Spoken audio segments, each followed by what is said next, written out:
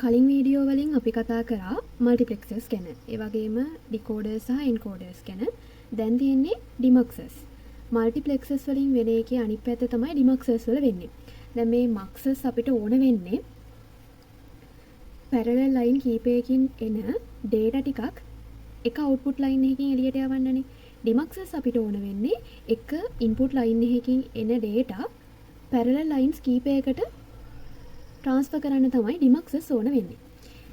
මක්සර්ස් වල තියෙනවා number of inputs to one output. ඩිමක්සර්ස් වල one input to number of outputs.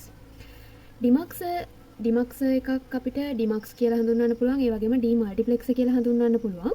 ඒ වගේම data distributors කියලා හඳුන්වන්න පුළුවන්. මල්ටිප්ලෙක්සර්ස් නම් data selectors.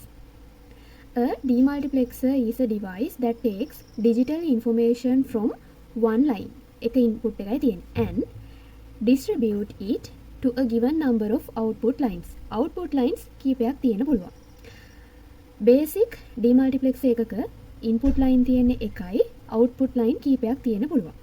මේවා data distributors කියලා හඳුන්වනවා මම කලින් කිව්වා වගේම. මල්ටිප්ලෙක්සර් එකකට වගේම ඩිමල්ටිප්ලෙක්සර් එකකටත් ජෙනරල් කොම්පොනන්ට්ස් තුනක් තියෙනවා. data input line එකක්, selector input lines, ඒ වගේම data output lines. මල්ටිප්ලෙක්සර්ස් වල input line සහ selector input line අතර සම්බන්ධතාවය තිබ්බේ n සමානයි 2 m වෙනි බලයක් විදියට. මේකෙත් ඒකම සම්බන්ධතාවයේ තියෙන lines අතර පොඩි වෙනසක් වෙනවා. මේකේ සම්බන්ධතාවය තියෙන්නේ selector line අතර සහ output line අතර. ඒ කියන්නේ අපි හිතමු output n ප්‍රමාණයක් තියෙයි කියලා. එතකොට select input තියෙන්නේ 2 m වෙනි ප්‍රමාණයක්. මේ m කියන්නේ select input ගාන. select input ප්‍රමාණය. එතකොට අපි උදාහරණයක් විදියට one line two line ඩිමක්ස් එකක් ගත්තම one line කියන්නේ input line තියෙන එකයි. two line කියන්නේ output තියෙනවා දෙකක්.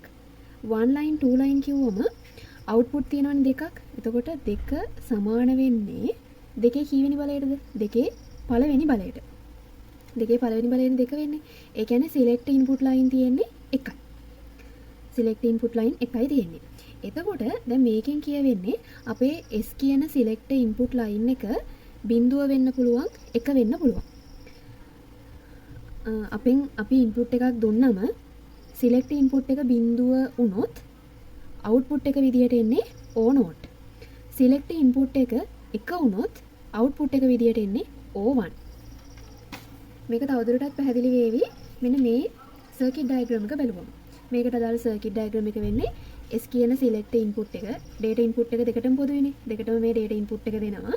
select input එක 0 එක input කරාම output එක O not. S1 විදියට input කරාම output එක O1. ඔයාලට මතක ඇති මම කිව්වා multiplexers වල enable input එකක් තියෙනවා. මේ enable input එක 0 වුණොත් විතරයි output ලැබෙන්නේ කියලා. output එකක් ලැබෙන්නේ කියලා. demultiplexers වල ඒකේ අනිත් පැත්ත enable input එක එක වුණොත් විතරයි demultiplexers වල output එකක් ලැබෙන්නේ.